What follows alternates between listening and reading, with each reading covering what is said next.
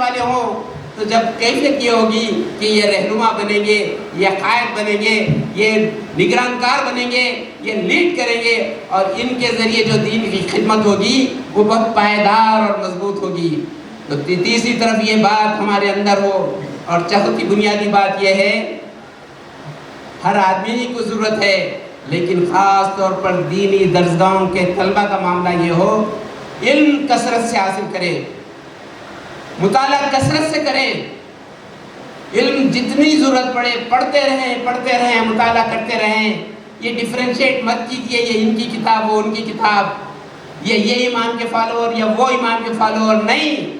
ہم اللہ اور اس کے رسول کے فالوور ہیں۔ جو کچھ ہمارے ائمہ ہیں انہوں نے بہت خدمت کی، بہت تحقیق کر نتیجے میں پہنچ کر ہمیں آسان فارمولہ دیا کہ دیکھو کم سے کم اتنا تو کر لو۔ یہ عام آدمی کے لیے ہے، آپ لوگ تو دین کے مدرسوں کے طلبہ ہیں، آپ دینی اسٹوڈنٹس ہیں، آپ بہت وسیع ہو، آپ کا مطالعہ بہت ہو، ہر مکتب فکر کی کتابوں کو پڑھا جائے، کسی ایک تفسیر اور ایک ترجمے پہ ڈپینڈ نہ ہو، جہاں تفاسیر بھی پڑھی جائے وہاں راست عربی میں بھی قرآن اور حدیث کو پڑھا جائے، جہاں یہ بات کی کیفیت ہو کہ علم حاصل کرنا، جہاں وہ دین کا علم اور دنیا کا علم تو یہ تو ریسنٹلی محدود کر دیا گیا، پہلے ایسا تقسیم نہیں تھی، یہ 400-500 سال کے پہلے کی بات ہے، اس سے پہلے علم کی بہت وسعت تھی، تو اس اعتبار سے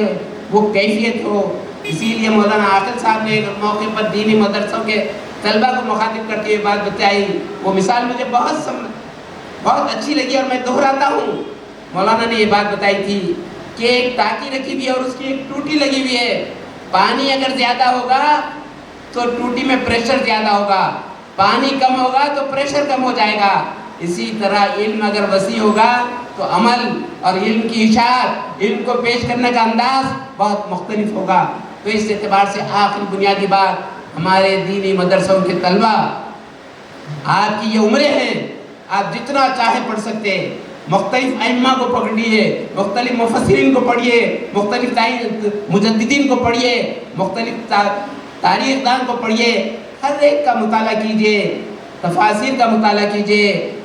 حدیث کے شرح کا مطالعہ کیجیے، راس حدیث بھی پڑھیے، اس پر غور و فکر بھی کیجیے، اس لیے کہ یہ وہ علم ہے جس کی کوئی حد نہیں ہے۔ اللہ کے نبی نے تو اللہ کی کتاب کے بارے میں یہ بات بتائی تھی کہ اس کی مثال اس دسترخوان کی سی ہے جو کبھی کوئی سیر نہیں ہو سکتا، اور اس کی مثال اس لباس کی یہ ہے جو استعمال کرنے سے پرانا نہیں ہوتا۔ اور آخری بات یہ بتاتے ہوئے میں رخصت ہوں، ایک موقع پر میں ایک بہت بڑے عالم دین جامعۃ الفلاح اور جامعۃ الاصلاح کے ان سے پوچھا تھا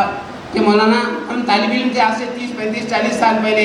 ہم نے بتایا تھا اس زمانے میں کچھ مسائل چل رہے تھے اتر پردیش کے دینی درسگاہوں میں، میں نے پوچھا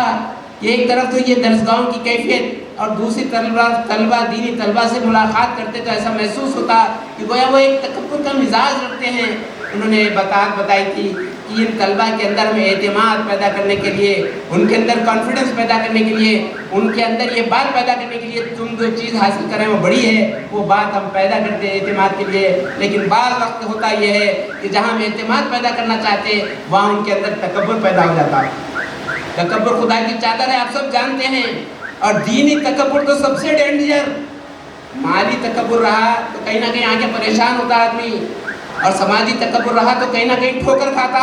سیاسی تکبر ہے تو کبھی شکست ہوتی، لیکن اگر دینی تکبر خدا نخواستہ آ جائے تو وہ بہت ڈینجر ہے۔ اور تکبر کا نقصان کتنا ہے میں اور آپ سب جانتے ہیں، اللہ کے نبی نے بتائی ہے، خدا کی چادر ہے، اگر جو اس مسئلے میں انوالو ہوگا، تکبر کا اظہار کرے گا، رائی برابر کا بھی تکبر ہوگا تو کوسوں دور ہوگا جنت سے۔ تو اس اعتبار سے ہماری دینی درسگاہوں کے طلبہ، میں تو طلبہ ہی کو مخاطب کر سکتا ہوں، میں تو انہی کے سامنے اپنی گزارشات رکھ سکتا ہوں، میں تو انہی سے اپنی بات کر سکتا ہوں۔ تو اس اعتبار سے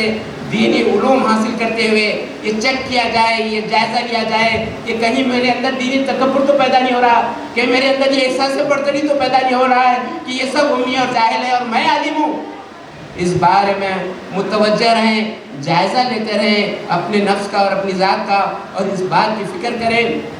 کہ اللہ تعالیٰ کو سب چیزیں میں زیادہ سب سے تکلیف دہ یہ ہے کہ خدا تکبر کو پسند نہیں کرتا۔ یہ کیفیت کے ساتھ ہم زندگی گزاریں گے تو یقین مانیے کیفیت مختلف ہوں گی۔ آپ دینی درسگاہوں کے طلبہ بہت سے اعتبار سے بہت نمایاں ہیں. اللہ نے آپ کو ایک موقع عطا کیا ہے, آپ کے والدین نے اعتماد کر دینی درسگاہوں کے حوالے کیا ہے.